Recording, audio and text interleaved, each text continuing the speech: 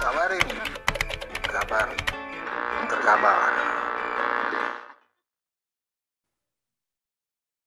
Assalamualaikum warahmatullahi wabarakatuh. Semoga sehat-sehat semua kawan-kawan ngabarin kabar.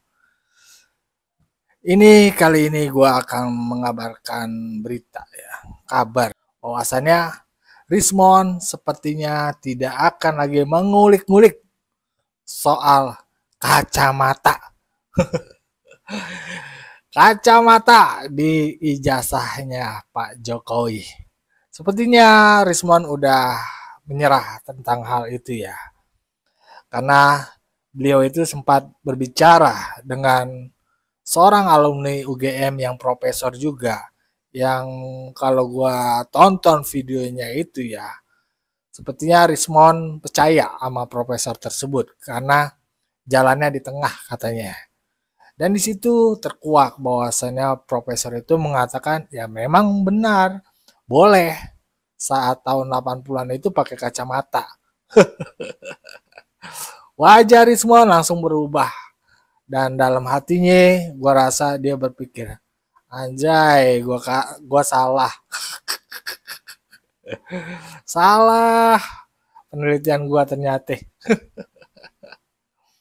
Nggak usah berlama-lama. Mari kita simak aja nih obrolan Rismon dengan seorang profesor yang menurutnya bener lah ya.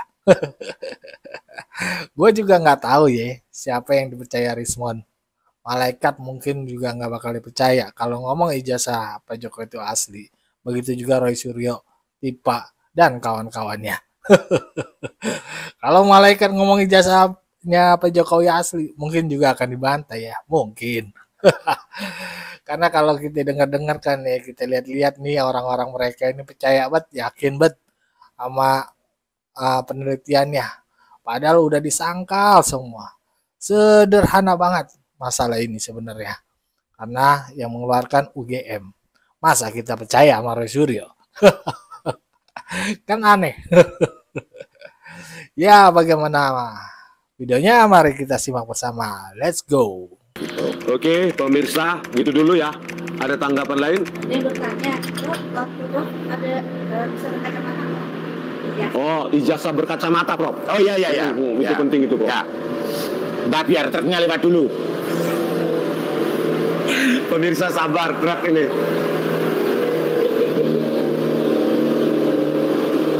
Oke. Oke.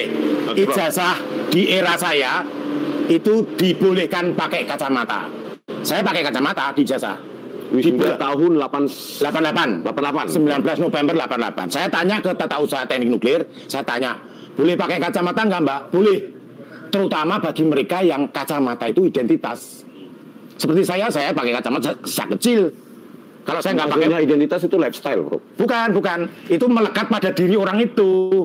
Sejak kecil saya pakai kacamata. Tetapi kalau dilarang ya saya lepas. Pas SMA dilarang, saya lepas. Tetapi pas di teknik nuklir saya tanya, boleh nggak pakai kacamata? Boleh. Dan yang pakai kacamata bukan hanya saya.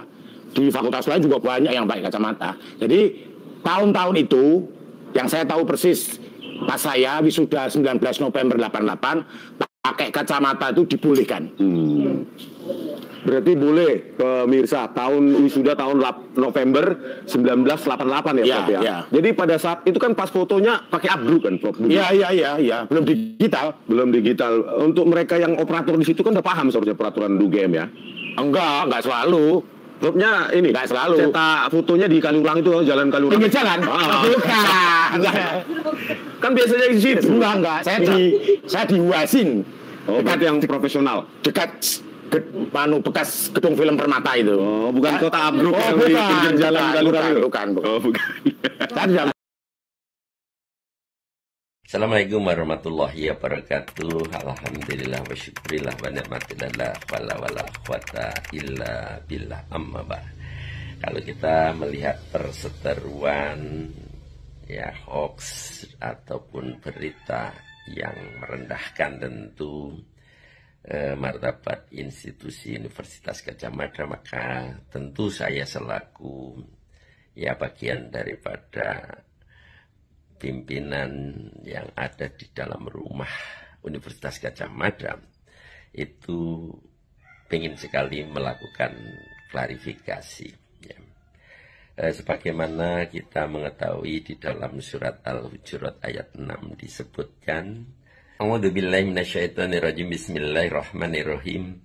Ya ayyuhalladzina amanu in ja'akum fasikum binaba'in fatabayanu an tusibu qauman bijahalatin fatusbihu ala ma fa'altum nadimin, yang artinya bila kamu didatangi orang-orang yang fasik dengan membawa berita, maka konfirmasilah terlebih dahulu terkait dengan kebenarannya, ya, agar kita tidak menimpakan pada suatu kaum yang mana menjadikan diri kita menyesali atas perbuatan itu karena kita tidak mengetahuinya dengan apa jadi pasti. Oleh karena itu, ya, saya berusaha untuk melakukan tabayun kepada tentu Fakultas Kehutanan terkait dengan itu semua, karena saya melihat bullying terhadap UGM itu bukan hanya masalahnya Fakultas Kehutanan saja, tapi seluruh yang menjadi bagian sivitas akademika Universitas Gadjah Mada. Alhamdulillah pada hari Sabtu, ya, Pak Dekan beserta jajaran pimpinan, bahkan dekan senior, dosen senior dan alumni, ya, hadir bersama-sama juga dengan pimpinan universitas untuk menunjukkan kepada kita sekalian, ya, para dekan, ya, untuk melihat secara langsung terkait tentu dengan dokumen yang berhubungan dengan pendidikan daripada Bapak Joko Widodo itu sendiri. Akhirnya dengan melihat semua dokumen, bahkan dengan, ya, didukung oleh pernyataan alumni yang satu angkatan juga, ya.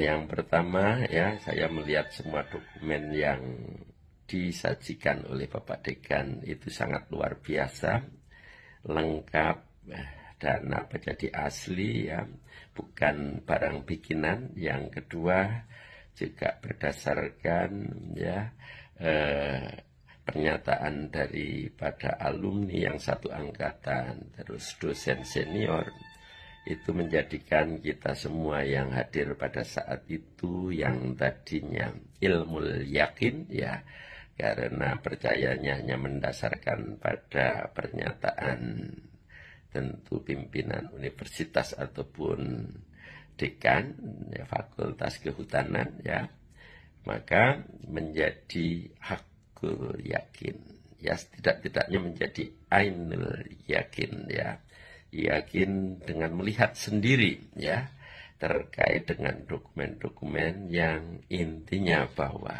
Bapak Joko Widodo itu pernah kuliah di Fakultas Kehutanan dan lulus, ya. Oleh karena itu, ya, kami sangat berharap kepada para alumni, ya, kepada sivitas akademika, ya, baik itu tentu dosen, ya, tenaga kependidikan, mahasiswa, untuk bisa meluruskan berita-berita miring tersebut, ya. Karena secara pendekatan agama tentu kalau kita menebar berita bohong, ya, apalagi fitnah, imbalannya adalah dosa, dan dosa itu bisa menjadi dosa yang terus-menerus karena melalui media sosial yang bisa bertebaran kemana-mana. Ingat, ya, sekali lagi mari kita luruskan terkait dengan pemberitaan itu, ya. Biarkanlah masalah hukum tetap berjalan, ya, ya, sebagai bagian negara kesatuan Republik Indonesia, kita sebagai warganya tunduklah pada ketentuan apa jadi hukum itu, ya. Jadi biar itu berjalan, tapi pada prinsipnya terkait dengan, ya, mempertahankan marwah UGM mestinya menjadi bagian daripada tugas kita semua, baik itu anggota Civitas Akademika maupun alumni ya. Terima kasih, semoga bisa memberikan pencerahan. Billahi taufik wal hidayah. Assalamualaikum warahmatullahi wabarakatuh.